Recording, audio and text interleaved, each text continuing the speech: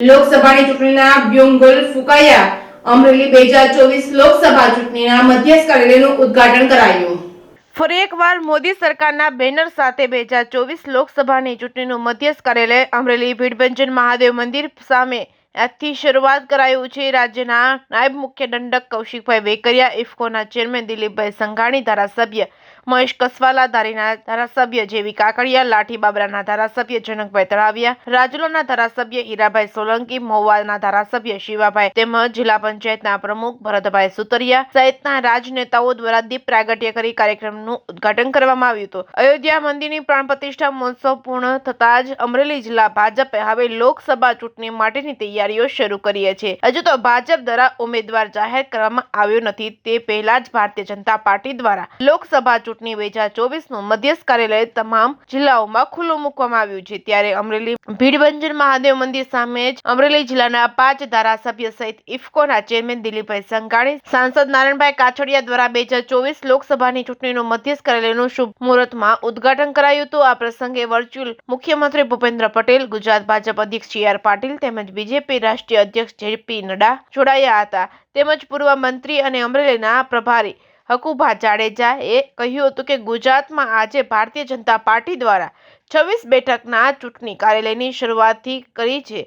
અમરેલી કાર્યાલયના ઉદ્ઘાટનમાં ખૂબ મોટી સંખ્યામાં કાર્યકરો ઉપસ્થિત રહ્યા હતા. વિકાસની રાજનીતિ ઉપર પાર્ટી આગળ ચાલતી હોય છે, ત્યારે અમરેલી પણ 5 લાખથી પણ વધુ મતથી ચૂંટાવાના છે. ત્યારે હવે જોવાનું એ રહ્યું કે લોકસભાની ચૂંટણીનો કયો ઉમેદવાર બાજી મારશે, તે હવે તો જોવાનું રહ્યું. Reporting by Jainik Sojitra, Amreli. JP Nadda સાહેબે ગાંધીનગરથી આજે સમગ્ર ગુજરાતના કાર્યાલયની શરૂઆત કરી છે. ત્યારે અમરેલી ખાતે પણ આપણે જોયું હશે કે આજે પણ અહીંયા 14 લોકસભા અમરેલી કાર્યાલયના ઉદ્ઘાટન સમારંભે ખૂબ મોટી સંખ્યામાં આગેવાનો અને કાર્યકર્તા ઉપસ્થિત રહ્યા છે. ત્યારે અમરેલી લોકસભા જે અમારા રાજ્યના પ્રમુખ છે CR પાટીલ સાહેબ દ્વારા સમગ્ર લોકસભા 5 લાખ ઉપર મતથી જીતીએ એ આયોજન માટે ખાસ કરીને આજથી કાર્યાલયના શ્રી ગણેશ થયા છે.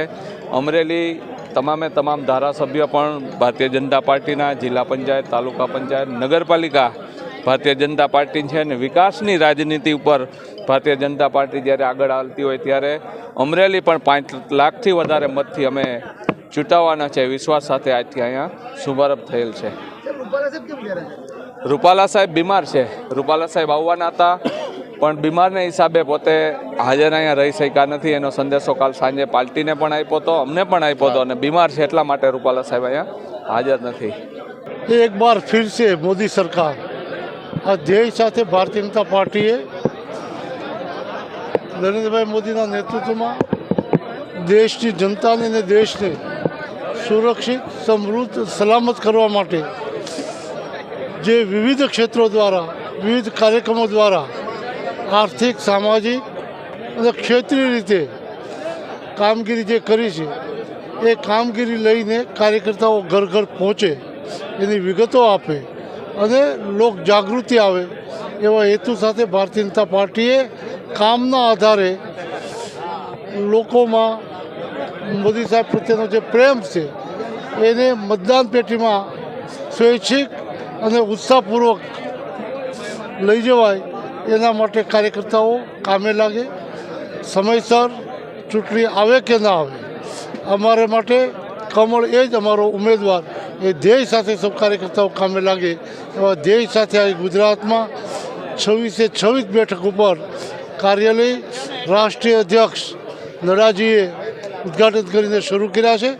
અમને ગૌરવ છે કે નરેન્દ્રભાઈ મોદીના નેતૃત્વમાં અને અમિતભાઈ શાહ આ બંને ગુજરાતીઓએ દેશ અને દુનિયાને એક નવો જ ઇતિહાસ બનાવવા માટે પ્રેર્યા છે. 370ની કલમ રદ કરીને અને તમામ ગરીબ લોકોને સમૃદ્ધિના માર્ગે, સલામતીના માર્ગે લઈ જવા માટે. અને શરૂઆતથી જ જનસંઘ કે ભારતીય જનતા પાર્ટીનો કાર્યકર્તા ઈચ્છતો કે અયોધ્યામાં રામ મંદિર બને. જ્યારે ગઈકાલે સમગ્ર દેશની જનતાએ જે નિહાળ્યું એથી ગૌરવાન્વિત છે. એ રાજા રામમાં એવા કહેવાય કે સૌને સમાનતાથી સલામત રીતે ન્યાય મળે અને સમૃદ્ધિ સલામતી જળવાય એવા ધ્યેય સાથે દેશની જનતામાં સૌને ન્યાય મળે, સૌનું કલ્યાણ થાય, સૌની સમૃદ્ધિ વધે, એ દિશા તરફ ભારતીય જનતા પાર્ટી કામગીરી કરી રહી છે. એનું નેતૃત્વ જ્યારે નરેન્દ્રભાઈ કરી રહ્યા હોય ત્યારે આજે દુનિયા પણ આ નેતૃત્વ જોઈને કંઈક નવું શીખવા ભારતમાં આવી રહ્યા છે અને એ ભારતનો ઇતિહાસ એક નવો લખાઈ રહ્યો છે. ત્યારે ત્રીજી વખત મોદીજી ખૂબ જંગી બહુમતીથી ચૂંટાય એવા ધ્યેય સાથે આજે અમરેલીમાં કાર્યાલય શરૂ કરવામાં આવ્યું. ત્રીજી વાર મોદી સરકાર, અમરેલી લોકસભામાં ચોથી વાર. અમરેલી વ્યક્તિગત સરકારનો સવાલ નથી. અમરેલી ઘણા વર્ષોથી, એક વર્ષ વચ્ચે સિવાય ભારતીય જનતા પાર્ટી વિધાનસભા કે લોકસભામાં ચૂંટાય છે.